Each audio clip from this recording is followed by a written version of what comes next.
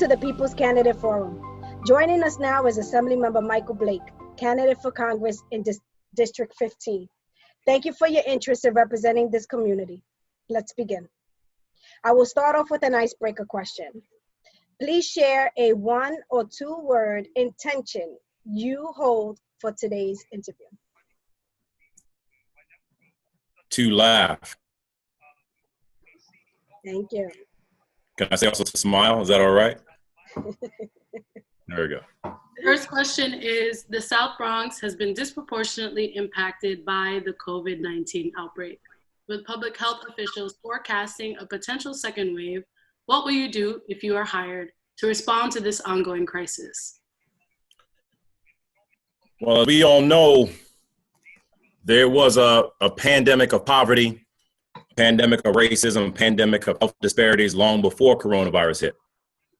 And it's the reason why I laid out a $100 billion plan right out the gate. No one else did that in a similar way in this race. It's the reason why we called for a South Bronx health campus because it didn't make sense. It was only at Lincoln Hospital where people were going. But now we got to go further because we're going to be in recovery efforts for some time. And this is when I think that makes me uniquely qualified and ready for this race. You know, in the work I did in the White House with President Obama, I was a part of the team for the Affordable Care Act, part of the team for the Recovery Act. And so we're ready immediately to figure out how do we help our communities recover in this moment. And very specifically, what does that mean? We have to have more testing, of course. We got to make sure that more funding comes into our communities as it relates to job placement and job readiness for our small businesses. It's the reason why we started the Bronx Community Relief Effort, because it's not just about today, it's going to be an extended recovery that has to happen with 8 verticals of need: small business, food, housing, healthcare, education, equity and justice, and everything that's watching right now, for example. But I also think it's going to be, how do we stop looking at our communities and have people describing our communities as the poorest district? No, this is about being the district that has great resources and opportunities to do something better. And that's what we want to show people.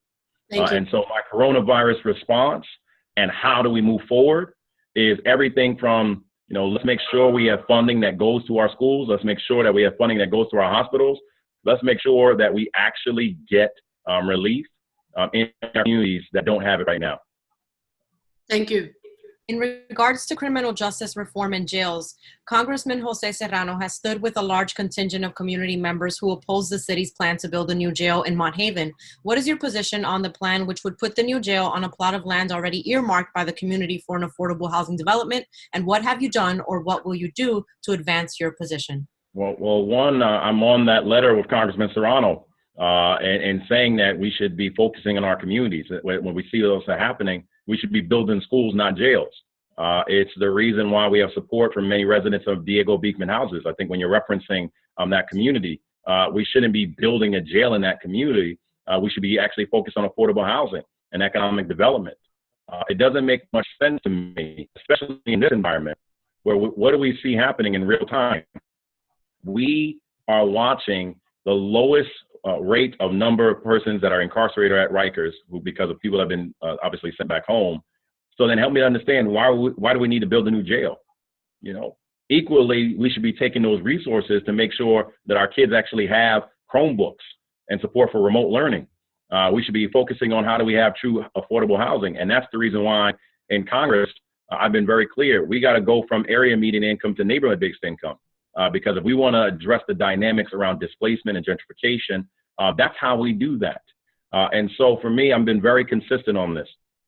It doesn't make any sense to me that we're going to be telling people to the South Bronx that we couldn't find funding for PPE for the nurses, but we found funding for PPE for the police that were beating people. We couldn't find funding for your kids to have tablets for remote learning, but we were able to find funding to be able to build a jail. It doesn't make sense to me. It's wrong. And it's one of the reasons why I've opposed that. But then we have to make sure we transform this industrial complex to actually create jobs in the real way. Thank you. Thank you. So now I'm going to ask you a quick response question. Okay. Please complete the following sentence. Today, I want to make the world. economically just. Thank you. Public housing question. Residents of NYCHA have been facing deplorable conditions for decades due to federal underfunding. What will you do to fix public housing with less public funding available than ever because of the current economic crisis? Well, Joe, great question. I've done more in public housing than anyone in this race. Look at last year, $100 million that was placed into legislation because of lead remediation that wasn't happening. I do think this is a very clear distinction with me and others in this race. How can you be a current or former city council member and you had the opportunity to fix NYCHA and you didn't, and now tell people you're going to go to Congress and go fix it? That doesn't make sense. And so you look at the more than $450 million we've been able to allocate for renovations and improvements. But we also got to be clear, Joe, and everybody, it shouldn't be easy to get unleaded gas and lead-free paint. And so we called that out. We demonstrated that. I've been working with the federal monitor and Bart Schwartz and others on how to quickly move forward with the remediation plan.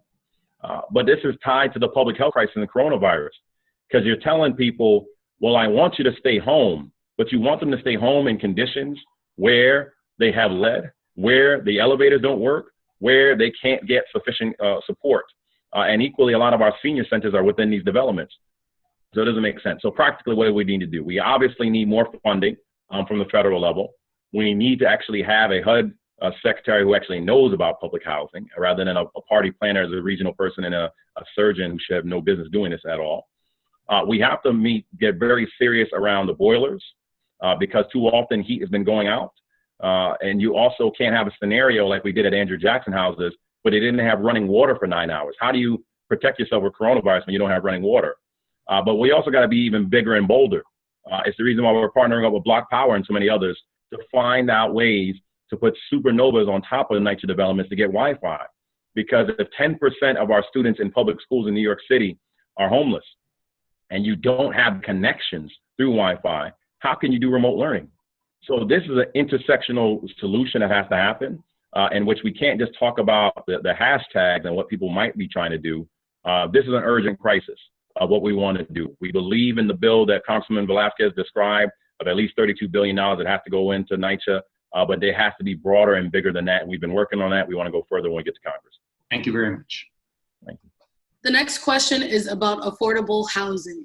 Who is it really affordable for? Community members have embraced community land trusts, which would take property off the speculative real estate market to develop deeply affordable housing. What specific actions will you take to ensure affordable housing and home ownership are attainable for the people in our community? Well, absolutely. It's a great question. And this is personal for me. I grew up on Crescent and Burnside, where we had to sell dinners to pay our rent.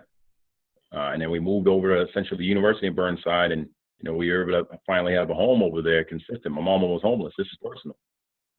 And there's a lot of things that have to change here. It's the reason why we're grateful for the endorsement of former Secretary Sean Donovan, because of the work we're trying to do on this arena. A few different things. Number one, as the chair of Mitchell-Lama, it was my efforts so that we actually had transparency so you don't have people being jumped on waiting lists. Because if you've been waiting to finally get into a Mitchell-Lama development, such as Concourse Village or what's happening at Woodstock Terrace, you should not be in a scenario where someone jumps over you to be able to get that unit. We also got to make sure that we focus on home ownership.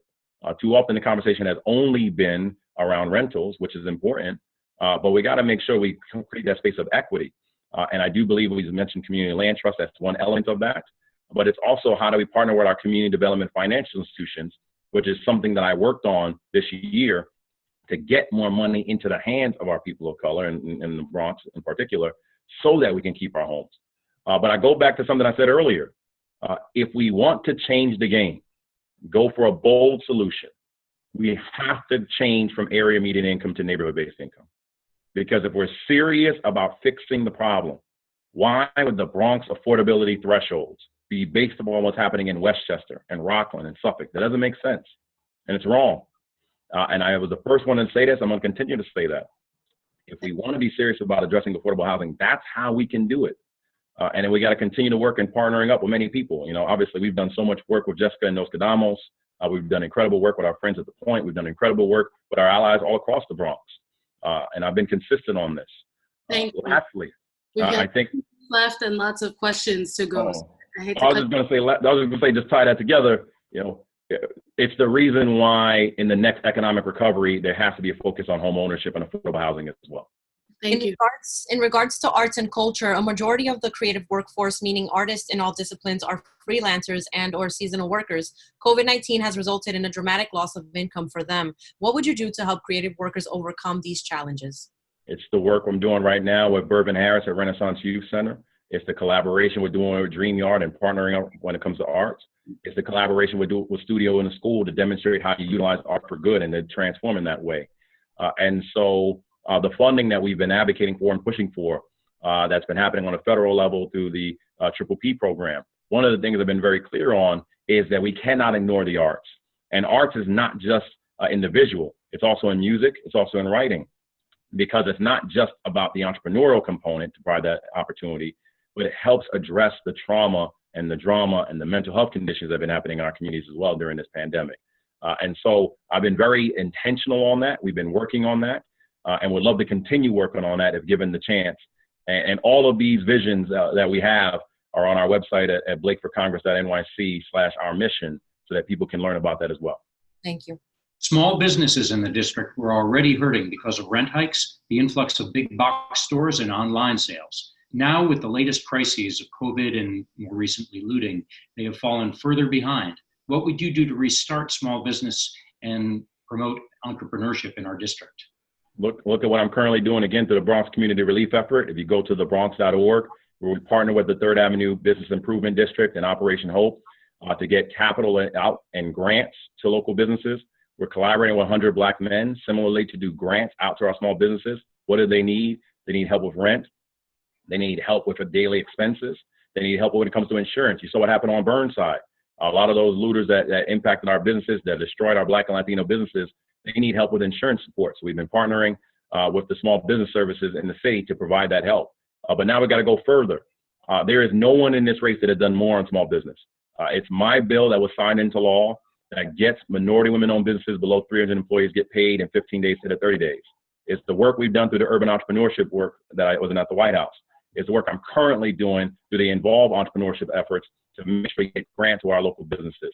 That's the work I want to amplify. And lastly, I want to make sure there's an entrepreneur bill of rights so that we get capital and contracts that help our small businesses here, true small businesses, true business of color within the South Bronx.